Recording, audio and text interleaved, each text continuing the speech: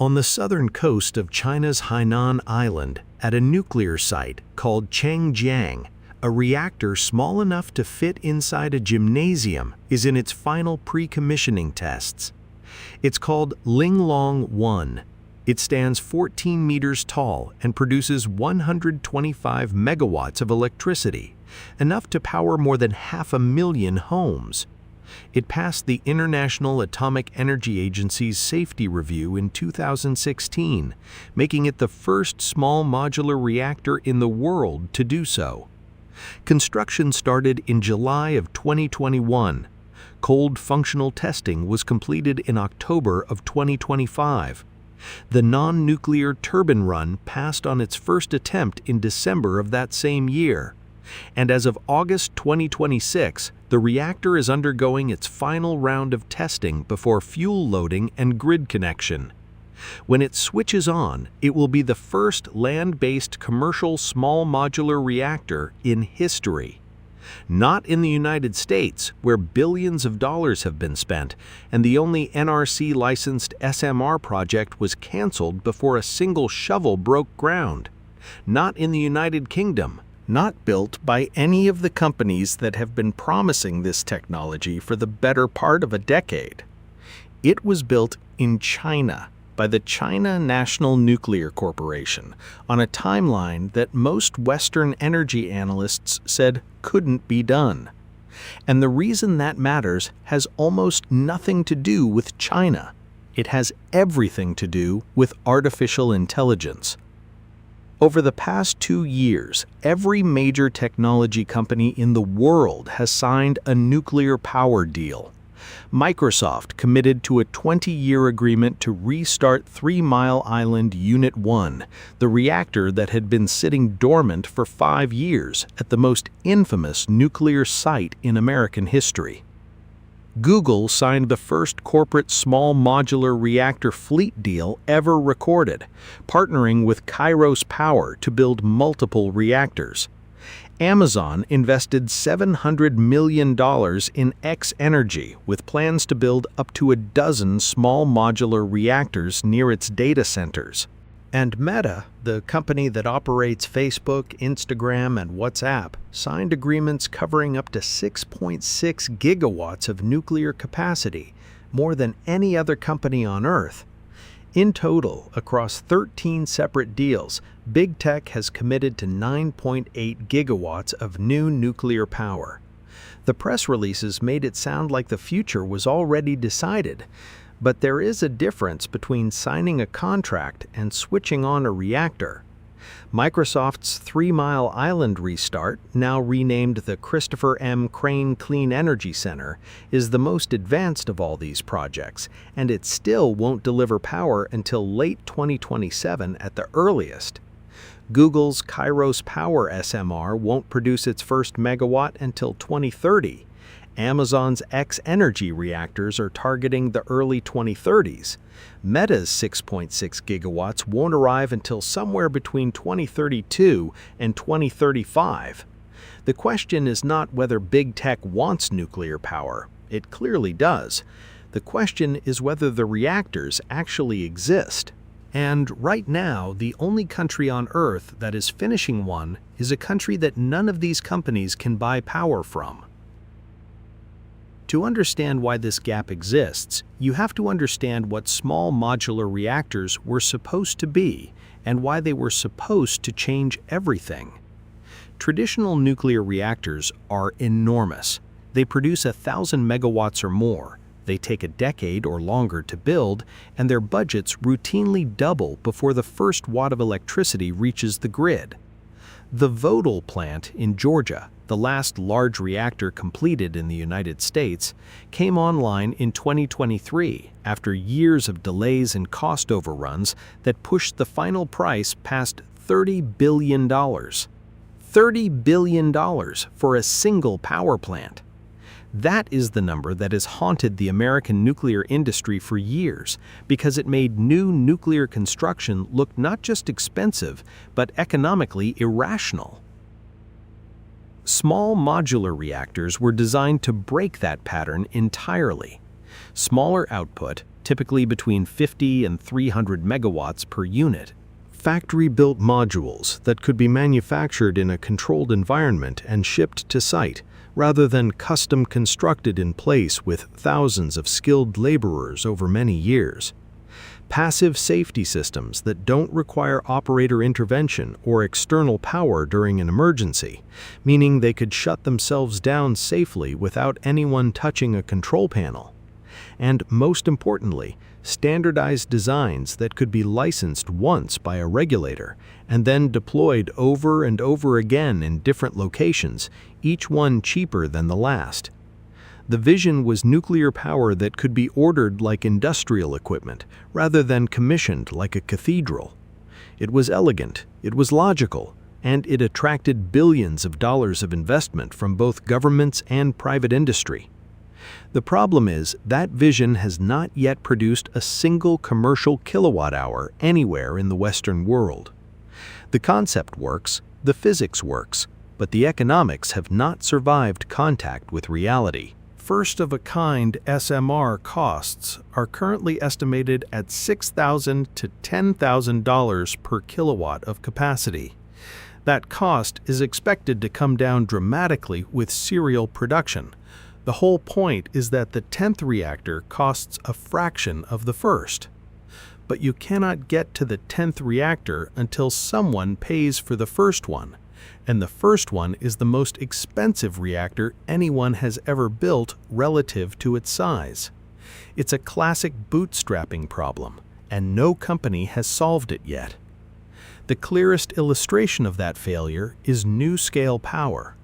NuScale became the first and still only company with a reactor design fully certified by the United States Nuclear Regulatory Commission. Its Voyager reactor was the proof of concept that the entire industry had been waiting for, a licensed, reviewed, and approved small modular reactor ready for construction. The flagship project was called the Carbon-Free Power Project, sited at Idaho National Laboratory and backed by the Utah Associated Municipal Power Systems. The plan called for 6 77-megawatt modules producing 462 megawatts in total, with a target completion date of 2029. In 2016, the project's estimated cost was $2.8 billion. By January of 2023, that estimate had climbed to $9.3 billion. The target electricity price rose from $55 per megawatt hour to $89, a 53% increase driven by rising steel costs, higher interest rates, and the inherent first-of-a-kind cost premium that no amount of optimistic modeling could eliminate. Subscriptions from UAMPS member utilities stalled as the price climbed. In November of 2023, NuScale and UAMPS mutually terminated the project. The Department of Energy had already spent $232 million and authorized a $1.4 billion cost-share agreement. The only NRC-licensed small modular reactor design in the United States had never broken ground. NuScale still exists. It still has partnerships.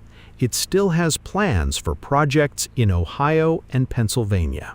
But the demonstration that was supposed to prove this technology could be built on budget and on schedule proved the opposite. Now compare that story with what happened on Hainan Island. The China National Nuclear Corporation poured first concrete for Linglong One on July 13, 2021, with a planned construction period of 58 months. The ACP-100 design had been in development since 2010. Preliminary design was completed in 2014. The IAEA Generic Reactor Safety Review was passed in 2016. The design incorporates integrated reactor technology, passive safety features shaped by post-Fukushima safety lessons, and modular construction methods adapted from China's extensive experience building conventional pressurized water reactors. By October of 2025, roughly 4 years after concrete was poured, cold functional testing was complete, verifying that all major systems and pipelines could hold pressure in non-nuclear conditions. 2 months later, in December, the non-nuclear turbine run passed on the first attempt, confirming that the conventional island systems were ready for nuclear operation. The strategic context makes the speed even more understandable. Changjiang is not a blank field. It already hosts 2 operating pressurized water reactors, with additional units under construction. Linglong One plugs into existing grid connections, existing cooling infrastructure, trained operational staff, and pre-approved emergency planning zones. This isn't a greenfield gamble. It's an incremental addition to a functioning nuclear campus. And it sits within a national program that currently has 29 reactors under active construction, nearly half the global total. The execution speed isn't accidental, it's systemic. It reflects a state-planned nuclear ecosystem where land acquisition, permitting, grid connection, and regulatory review move on coordinated timelines. There is a critical caveat, however, and it's worth stating plainly. As of the most recent IAEA data, no first criticality date and no grid connection date have been officially confirmed. CNNC's earlier target of operational status in the first half of 2026 appears to have slept. The reactor is close, but close in nuclear commissioning can still mean months, and the history of nuclear power is littered with reactors that were almost ready for a very long time. Still, the broader picture is unavoidable. When you zoom out and look at the full landscape of big tech nuclear commitments, what you see is a map of intentions at various stages of maturity.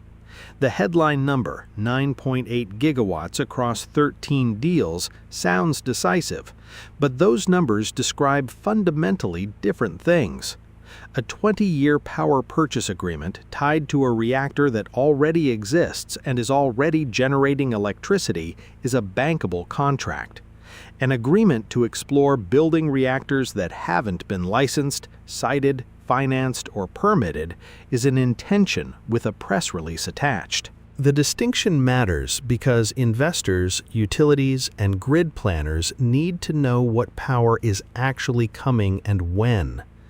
Microsoft's Crane Clean Energy Center is the most credible near-term project, precisely because Microsoft made the pragmatic choice: don't build a new reactor, restart an old one. The Federal Energy Regulatory Commission approved a transmission waiver in June of 2026 that removed the last major grid obstacle. Power delivery is targeted for late 2027. Everything else, Google's Kairos power deal, Amazon's X-Energy investment, Meta's massive capacity commitment, depends on reactor designs that have not completed NRC licensing, have not broken ground, and have not yet demonstrated that they can be built on budget at any scale. Meanwhile, China's nuclear export ambitions are already taking shape. The China National Nuclear Corporation is pursuing small modular reactor deals with Indonesia, Thailand, Malaysia, and Saudi Arabia under the Belt and Road Initiative. A working commercial SMR isn't just a domestic energy asset, it's a geopolitical instrument. Nuclear reactor exports create dependencies that last decades. Dependencies for fuel supply, for maintenance, for operational training, for regulatory frameworks. The country that sells you the reactor shapes your energy infrastructure for a generation. Now, the comparison between China's nuclear program and the Western approach is not clean, and pretending otherwise would be dishonest. China operates within a state-planned system where coordinated timelines eliminate many of the delays that are inherent in democratic regulatory processes. The NRC's licensing process is slower by design. It's adversarial, it's public, it's subject to legal challenge and community input. That is not inefficiency, it is accountability. And Linglong One benefits specifically from being built at an existing nuclear campus with trained staff and pre-approved infrastructure. The first Western SMR won't have any of those advantages. It will face greenfield siting, public opposition, novel licensing requirements, and first-of-a-kind construction risk all at the same time. And the Western pipeline is not empty. The Crane Clean Energy Center restart is on track. Kairos Power's Hermes test reactor received the first NRC construction permit issued for a new non-light water reactor design. TerraPower's Natrium plant in Wyoming secured its NRC construction permit. Progress is being made. The pipeline exists. The question is whether slow is fast enough. AI power demand is not growing at the pace of regulatory timelines. It is growing at the pace of capital deployment, competitive pressure, and exponential model scaling. Every major AI company has now agreed on the same fundamental conclusion. The future of artificial intelligence requires nuclear power. They have signed the deals, committed the capital, and published the announcements. But a deal is not a reactor. A press release is not a grid connection. And the country that is closest to proving that a commercial small modular reactor can actually work, that it can be built on time, connected to a grid, and operated as intended, is a country that none of these companies can partner with. The structural irony is hard to miss. The United States created the technology that made nuclear power possible. It invented the light water reactor. It built the regulatory framework that the rest of the world copied. And since 2020, it has invested more than $10 billion in advanced reactor programs through the Department of Energy. The AI future runs on electricity. The electricity runs on reactors. And the reactors are being built by someone else.